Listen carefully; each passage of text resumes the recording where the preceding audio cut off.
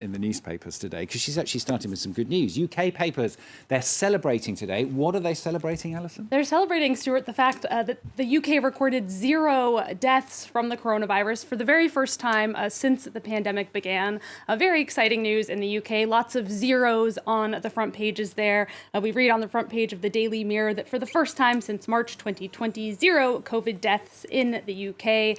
The paper writes that it's proof the vaccine is doing its job.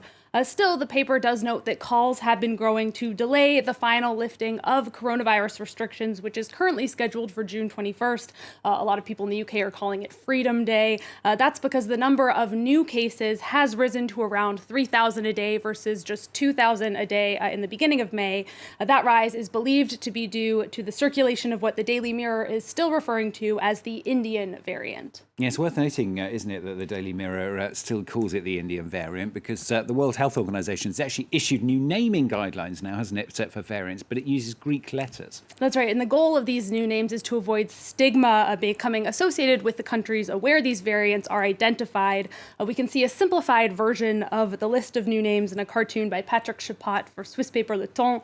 We see the British variant becomes Alpha, the South African one Beta, the main Brazilian variant Gamma, the main Indian one now Delta. And you can see in the cartoon, not everyone is happy about the new names. A Greek onlooker there is angry that their alphabet was chosen. He's shouting, "Why Greek?" Now, some might find this renaming silly or maybe unnecessarily confusing, but it's actually been a really big discussion here in our newsroom and in other newsrooms around the world. The journal Nature spoke to a South African epidemiologist to explain that the problem with sticking to country names is that while mostly we use them for pure convenience, there are people who have an agenda and might use those names to stigmatize. You can think of the way Donald Trump calling COVID the China virus led to a huge spike in hate crimes against Asian Americans.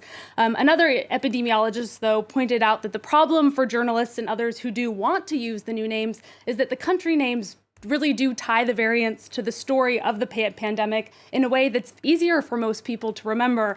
So it's going to be interesting to see what happens and if these new names end up becoming the default. At least you've got it into my head. The Delta is the Indian variant. Indian Delta. Moving away from the pandemic, onto some other news now. Here in France, papers are looking into a number of recent cases of femicide.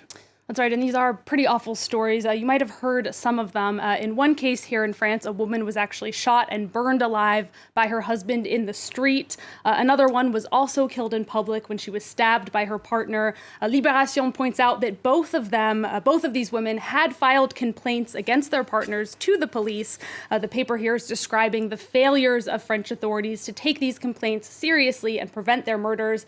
And they note that this comes 18 months after the French government launched a major consultation into violence against women and had promised to do better. Now, after these two recent cases, French police were actually ordered to prioritize domestic violence cases, an order that is way overdue, according to a former attorney general who spoke to a radio station, France Info. He decried the complacency of French authorities and said, it's extraordinary that we had to wait until 2021 to ask police to do their jobs. Let's go to Spain for this next story. Papers there are reporting that the leader of the Polisario Front has returned to Algeria after being hospitalized in Spain. Now, his hospitalization in Spain led to a diplomatic standoff with Morocco. That's because his group, the Polisario Front, is fighting for the independence of Western Sahara, which is claimed by Morocco. El País headlines that the group's leader, Brahim Ghali, was allowed to return to Algeria despite Morocco's anger. And the paper writes that his departure from Spain is not going to calm the conflict necessarily between the two countries. Now, that diplomatic crisis turned into a humanitarian one when thousands of migrants were allowed to cross the border from Morocco into Spanish territory. Over 8,000 people were sent back to Morocco, but Spanish paper ABC accuses Morocco of playing with the lives of 1,200 minors who remain in detention centers in Spain. Now, Moroccan paper Express is expressing anger at Spanish judges for deciding not to take action against the Polisario Front leader, Brahim Ghali. They call him a torturer and accuse Madrid of plotting with Algeria and showing hostility towards Morocco. So we can see clearly hostility continues in the press, at least, between Morocco and Spain.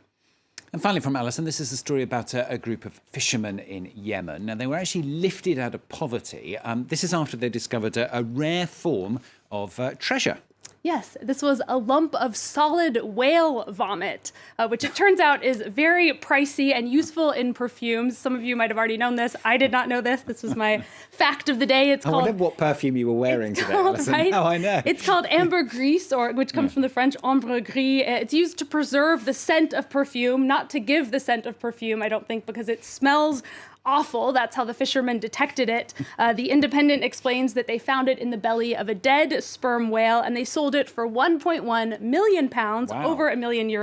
Yeah, quite a bit of money. The men said they were able to buy homes and get married, so they said it was well worth the disgusting smell. Yeah, good on them. It's a bit of a sick story, that, though, isn't it?